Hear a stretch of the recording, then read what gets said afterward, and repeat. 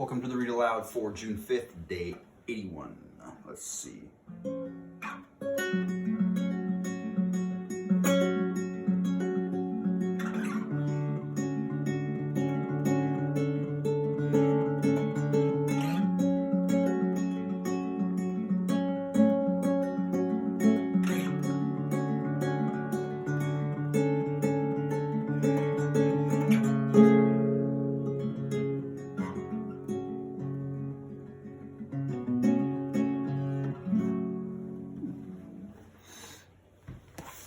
All right. Where were we?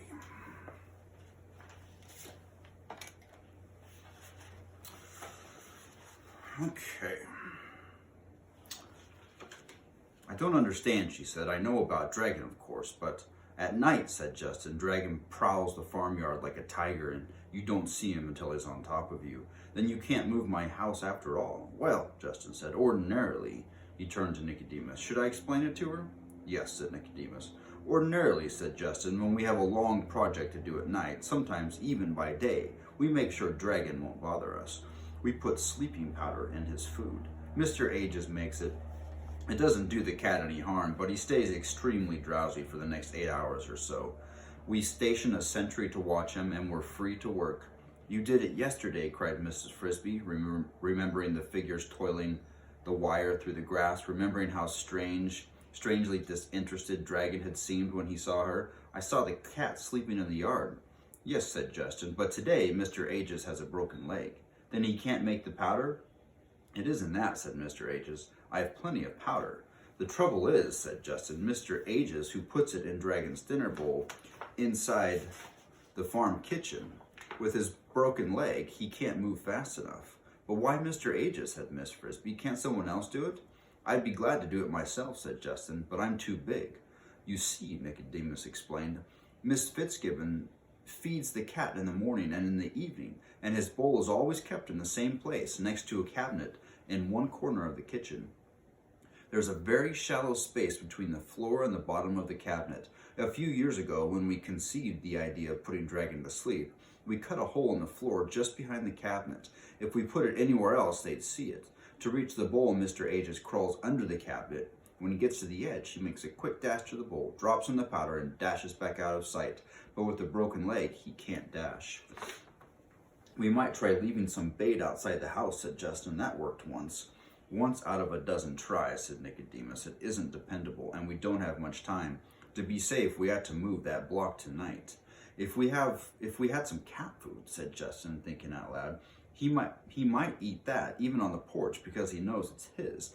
Maybe tonight I could go in through the attic and down to the kitchen. No use, said Mr. Ages. They keep it in a metal cabinet up on the wall. You couldn't get it without a crew, and that would make too much noise.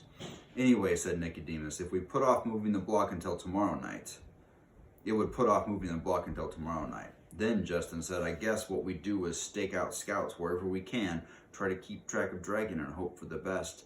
Some nights he doesn't go near the garden at all. We might be lucky. Or we might not, said Arthur. I don't like it.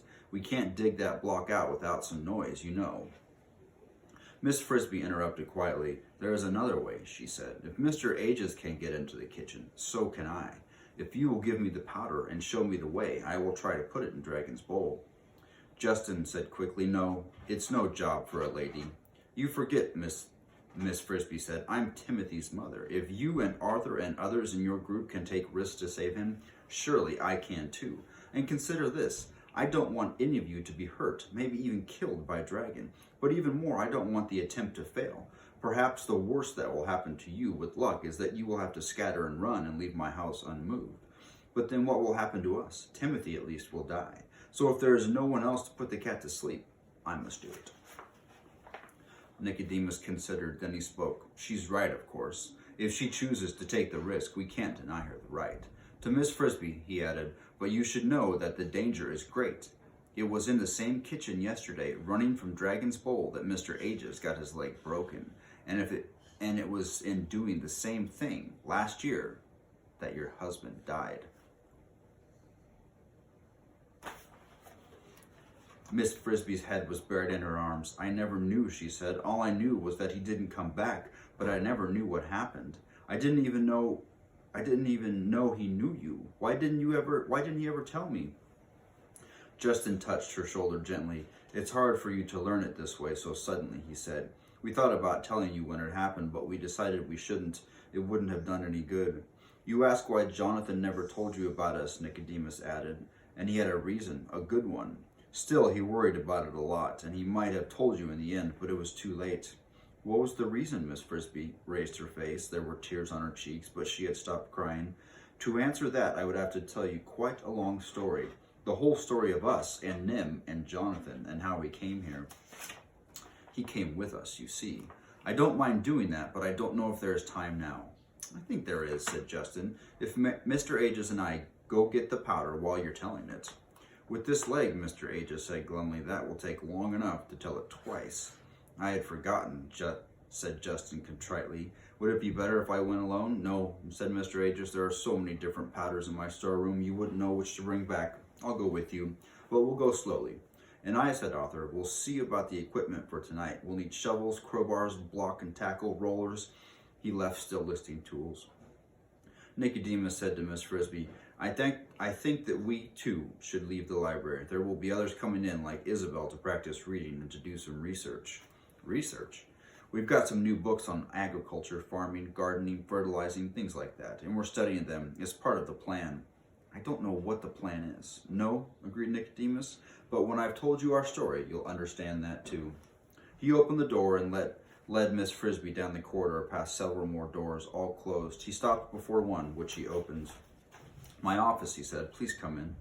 The room she entered was smaller than the library, but much more comfortably, almost elegantly furnished. There was a rug on the floor, the same pattern she noticed as the carpet in the hallway above. A light recessed in the ceiling and another in the wall next to the table. There were bookshelves. On one shelf, an electric clock hummed quietly to itself. A book lay open on the table with a chair in front of it. Against the opposite wall stood a small sofa, neatly upholstered in cloth. But what attracted Miss Frisbee's attention most was a box in one corner of the room, a box with dials and a small light shining out of the front. From this box came the soft sound of music. She listened, entranced. You like music, said Nicodemus. So do I. That must be a radio. Again, something vaguely remembered from what Jonathan had once told her. Music. She had heard it only 2 or 3 times in her life, when the Fitzgibbons had left a window open and someone was playing inside, and never up close. It was a lovely sound. Yes, said Nicodemus. We didn't get it for music, of course, but to hear the news. Still, as long as it's here, why not use it? He sat down, and so did Miss Frisbee. Now, he said, I will tell you about Nim. You'll be interested, I think, because your husband was part of it. And when I'm finished, I think you will see why he felt he could not tell you himself. The story begins, Nicodemus continued, not at Nim, but at a marketplace on the edge of a big city. It was called the Farmer's Market, a great square of place with a roof over part of it and no walls to speak of. There, early every morning, the farmers arrived from all over the surrounding countryside with trucks full of tomatoes, corn, cabbages, potatoes, eggs, chickens, hams, food for the city. One part of it reserved for the fishermen who brought crabs and oysters and bass and flounder. It was a fine place, noisy and full of smells. We lived near this market, and my father, my mother, my 9 sisters and brothers and I, underground in a big pipe that had once been part of a storm sewer, but was no longer used. There were hundreds of other rats in the neighborhood. It was a rough life, but not so hard as you might think because of the market. Every evening at 5 o'clock, the farmers and fishermen would close up their stalls, pack their trucks, and go home. At night, hours later, the cleanup men would arrive with brooms and hoses, but in between, the market was ours.